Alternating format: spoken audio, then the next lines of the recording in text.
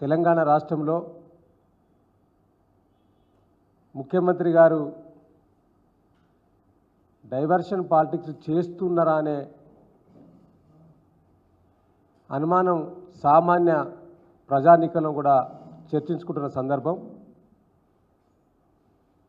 ఎందుకు అంటే ఒక పక్క ఈ తెలంగాణ రాష్ట్రంలో ప్రతిరోజు కూడా అన్ని పత్రికల్లో హెడ్లైన్స్ అన్నీ కూడా హైడ్రా తప్పితే ఇంకో న్యూస్ కనిపిస్తలేదు. డెఫినెట్లీగా ఈ రాష్ట్ర ప్రభుత్వం హైడ్రా నిబంధనలకు వ్యతిరేకంగా ఉన్న నిర్మాణాలను కూల్చివేయాల్సిందే, ఆ విషయంలో ఇంకో చర్చ లేదు. కానీ ఈ రాష్ట్రంలో లక్షలాది మంది విద్యార్థులు చదువుకుంటున్న గురుకులాలకు సంబంధించి ఆ గురుకుల యొక్క విద్యార్థుల పౌష్టికాహారం కావచ్చు, అదేవిధంగా విద్య కావచ్చు, ఈ రెండింటి మీద కూడా ఈ రాష్ట్ర ప్రభుత్వం చూడవలసిన బాధ్యత కూడా ఈ రాష్ట్ర ముఖ్యమంత్రి గారికి ఉన్నది. నేటి విద్యార్థులే రేపటి భావి భారత పౌరులని, భవిష్యత్తు తరానికి కాబోయే రూపకర్తలని మనం అనేక సందర్భాల్లో చెప్పుకుంటున్న ఈ వ్యవస్థలో మరి ఆ విద్యార్థులను అన్ని విధాలుగా చూడవలసిన బాధ్యత ఈ ప్రభుత్వానికి ఉన్నదా లేదా? ఈ రాష్ట్రంలో ఉన్న గురుకులాలన్నిటి కూడా నిర్లక్ష్యంగా ఈ ప్రభుత్వం పట్టించుకోకపోవడం వల్ల అనేక గురుకులాలలో అనేక సంఘటనలు మనం ఈ మధ్య చూస్తూ ఉన్నాం.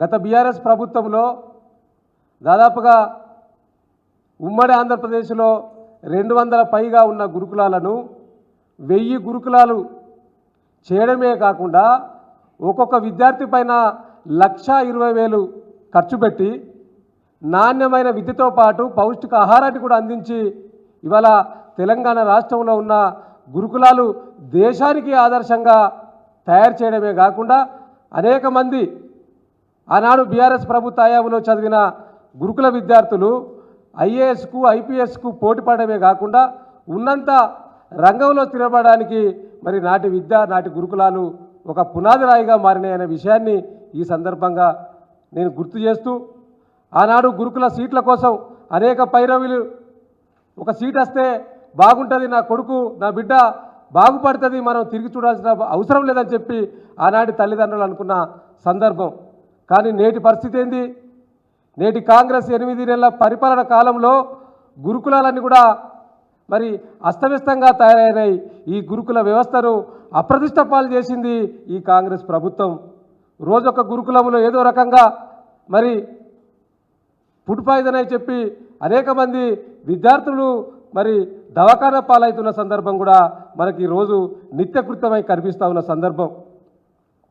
దాదాపుగా ఈ రాష్ట్రంలో ఇప్పటి వరకు 500కు పైగా విద్యార్థులు వివిధ ఆసుపత్రుల్లో వివిధ రకాల ఇబ్బందులతోటి మరి గురుకుల విద్యార్థులు చేరడం జరిగింది.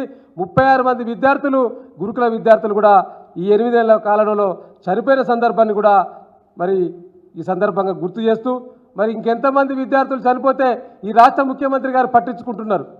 ఎంతమంది విద్యార్థులు చనిపోతే ఈ రాష్ట్ర ముఖ్యమంత్రి స్పందిస్తారు, ఈ రాష్ట్ర ప్రభుత్వం స్పందిస్తుందని చెప్పి నేను ఆ గురుకుల విద్యార్థుల పక్షాన ఈ రాష్ట్ర ప్రభుత్వాన్ని ప్రశ్నిస్తూ ఉన్నాను. ఇవాళ అనేక సందర్భాలలో గొప్పలు చెప్తా ఉన్న ఈ ముఖ్యమంత్రి గారు మరి ఇప్పటి వరకు ఈ 9 నెలల కాలంలో 8-9 నెలల పరిపాలన కాలంలో ఈ రాష్ట్ర ప్రభుత్వానికి విద్యపైన చిత్తశుద్ధి లేదు.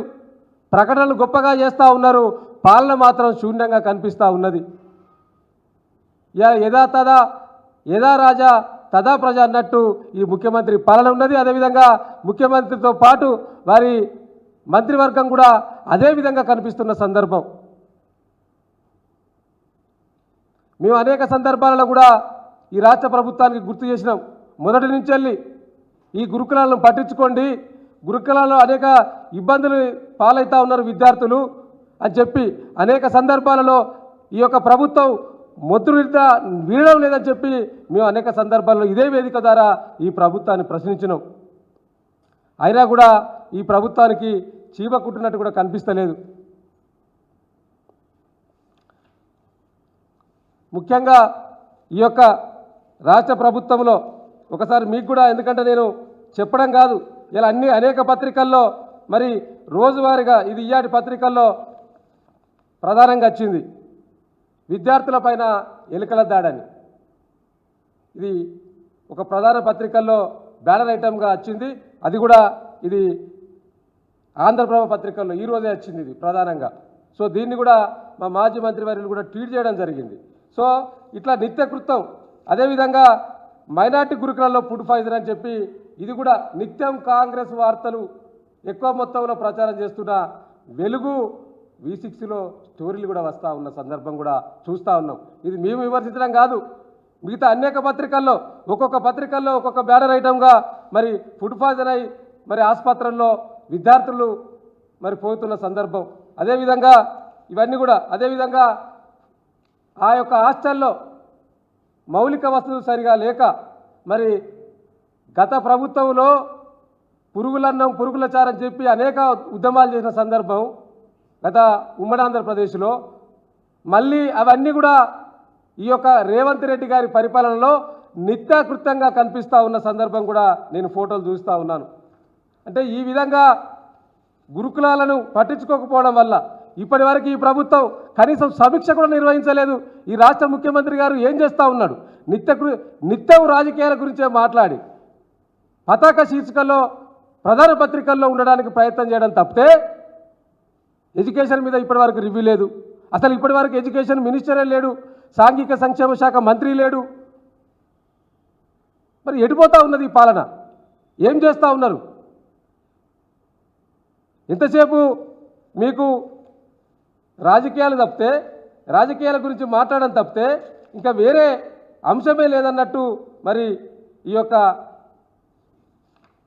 పరిపాలన మన కళ్ళ ముందు కనిపిస్తూ ఉన్నది. ఈ దాదాపుగా 45 మంది విద్యార్థులు అస్వస్థకు గురైనట్టు మరి రోజు అధికారులు చూస్తూ ఉన్నారు. ఒక పక్క గురుకుల వ్యవస్థను పట్టించుకోకపోవడం వల్ల అనేక మంది విద్యార్థులు ఆరోగ్య సమస్యలతోటి హాస్పిటల్లో పాలవుతూ ఉన్నారు. అనేక మంది విద్యార్థులు చనిపోయినరు. దీని మీద రివ్యూ లేదు, దీని గురించి మాట్లాడే ప్రజాప్రతినిధి ఉండడు. మరో పక్క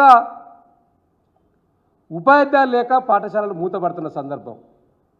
ఇలా వారి స్వయంగా వారి నియోజకవర్గంలోనే ప్రభుత్వ పాఠశాలలు విద్యార్థులు ఉన్నారు కానీ టీచర్లు లేక మూతపడ్డ పరిస్థితిని ఇలా ప్రధాన వార్తాపత్రికలు కూడా మరి రాయడం జరిగింది. ఇలా కొడంగల్కి సంబంధించిన పాఠశాలలో 15 రోజుల ఉపాధ్యాయులు లేక ఆ పాఠశాలను మూతేసిండ్రు. ఇలా ప్రధాన పత్రిక ఇది ఆసిఫాబాద్ సంబంధించి ఈనాడే ప్రధానంగా రాసిండు. చెప్పేవారు లేక 43 పాఠశాలలు మూతపడ్డాయని చెప్పి. అంటే ఈ విధంగా ఎక్కడి జిల్లాల్లో అక్కడ ఏం జరుగుతుందనే కనీస రివ్యూ కూడా ఈ రాష్ట్ర మంత్రి చేపట్టకపోవడం నిజంగా కూడా ఇది చిగ్గుచేటు.